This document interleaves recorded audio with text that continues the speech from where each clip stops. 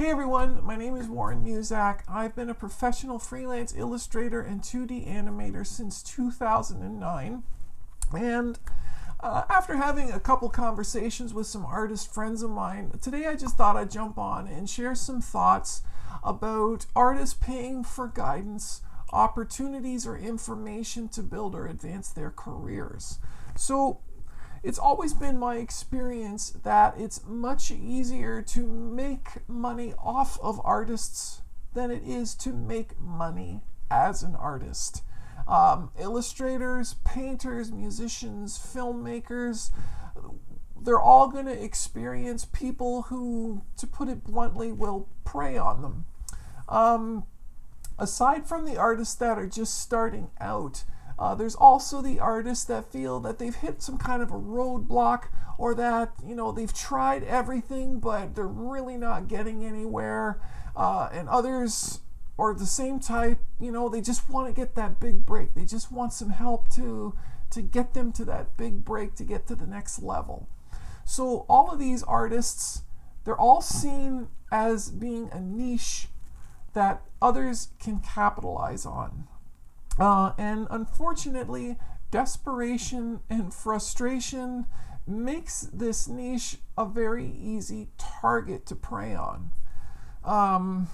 What really upsets me about all of this is that some of these people who are taking advantage of these artists are or were artists themselves. So they know what buttons to push and what strings to pull in order to profit off of others.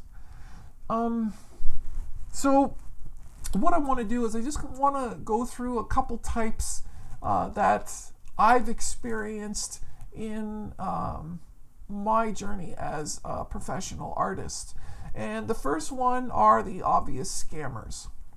So what I'm going to do is I'm going to use film festival submissions as an example for this type, since I've currently been involved in submitting my animation work to these film festivals. There's a lot of film festivals around the world to submit to, and there is one site called Film Freeway where you can find most of these festivals and all of their submission information.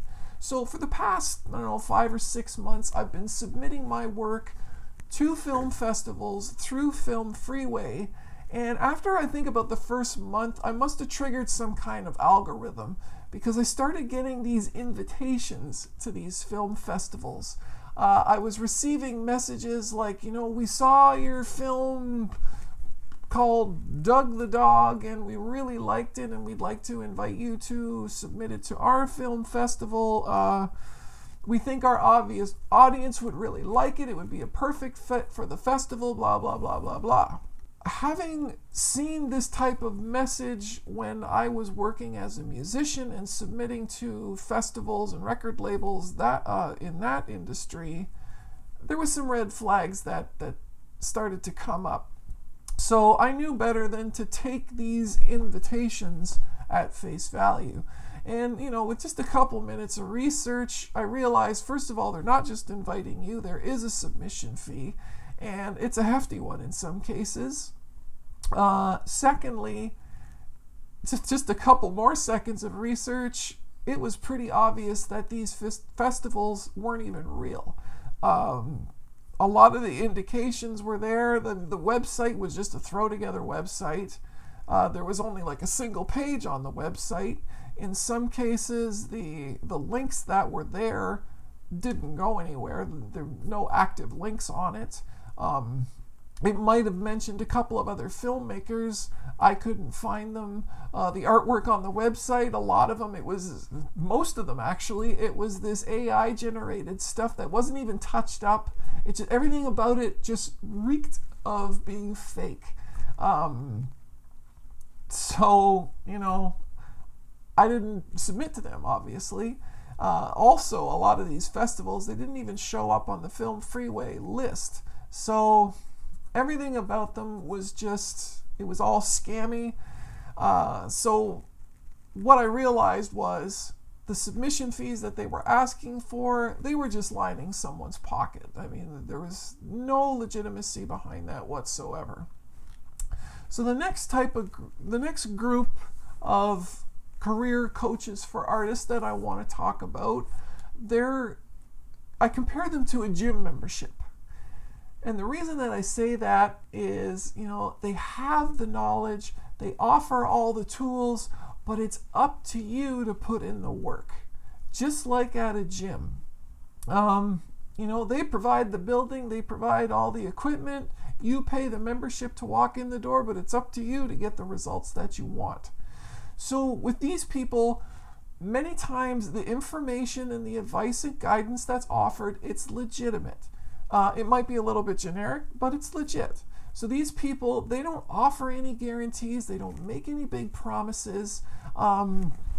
They probably offer you some kind of freebie in the form of a short webinar, maybe a 10-minute one-on-one, a book, or a free PDF download of sections of their course, or there's something. And all of this is to build your trust.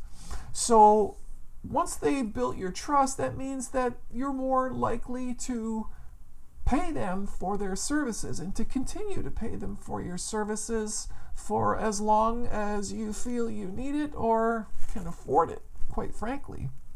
So a lot of these coaches are actually artists themselves. They're artists with legitimate work. They have legitimate sales of their pieces or prints or sculpts or whatever. They have legitimate websites, and they have a solid following on social media. So they're not out there to screw you. They're not out there to lie or anything like that. They got too much going on to do something stupid like that and completely bury their own career. However, the bulk of their income is coming from the courses that they offer that you pay for. Their income is coming from their YouTube channel that is now monetized. They have sponsors for their YouTube channel as well. The money that you're paying to have the 30-minute consultation call with them, that's another way. Also, they may give out free books, but there's more literature and books that they'll probably offer on their website that you will have to pay for. And also, a lot of them will have print-on-demand merchandise to promote their YouTube channel. So they are making money as artists, but they're not making money from their artistic creations and output. And they know that everyone that they are working with, they're not going to put in all of the work, and they will eventually stop. So just like a gym membership again, you may go hard because it's your New Year's resolution. You sign up, you pay for the first 3 months or whatever it is, and you go for the first month, but then you stop. And I mean, if you do stop, the gym doesn't care. They got your money. Do whatever you want. So that's why I compare this group to a gym membership. The difference is, and I want to make this absolutely clear, is this group is not leading you on. They're not making false promises. They are not dishonest at all. They just know that it's completely up to you, and what you end up doing with it, fine by them, but at some point they probably already got your money and they're moving on. So an example of a place like this or a system like this is when I was starting out as a singer-songwriter back in the 90s.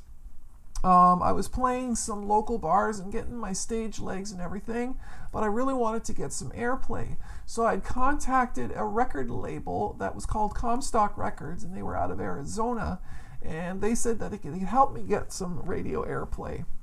It would cost me $1,000. I would get my song in rotation at some radio stations they were connected to. My song would be included on their CD sampler, which was also distributed around the world.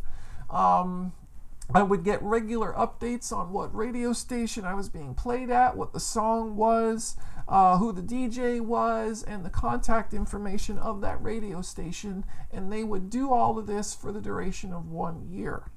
And this all sounded amazing to me, but $1,000 was a lot of money, so I did give them a little bit of a background check. And everything seemed legitimate right across the board. I contacted a few artists that had worked with them on the previous year's sampler. I only got 2 responses back from 2 of those artists, and what they said was Comstock will do exactly what they say and nothing more. And for me, that was good enough. So I paid them. They did exactly what they said they were going to do. But what was a bit disappointing was, there were no royalties for any of that airplay. It didn't generate any CD sales for me. I got no live engagements out of them. Nothing beyond the actual, here's the song played on the radio. So the reason I was a little bit disappointed is because I had built this false expectation in my head that, even they didn't say I was going to get any royalties. That was not a promise that they made. I just assumed that. And that actually caused a problem for me. And it was a result of, it was my fault. Plain and simple. In closing, what I want to say is, whatever decisions you make for whatever it is you're going for to find your answers, find your guidance or your mentorship or whatever it is to advance your art career, make sure your decisions are informed decisions. Make sure you do your own due diligence, do your background checks, check out the people that you're talking to. Make sure your expectations are clear. Not only are they clear to the person you're dealing with, they're clear to yourself. Like I said, a lot of the legitimate art coaches will post what it is they offer and what you will get out of that. So make sure you understand that, and you're not looking for something above and beyond what they're offering, which will only disappoint you in the end. So make sure your decisions are all informed, make sure your expectations are all clear, and if it's too good to be true, or it sounds too good to be true, it's too good to be true. Walk away. All right, thanks guys for watching. Now let's get back to work.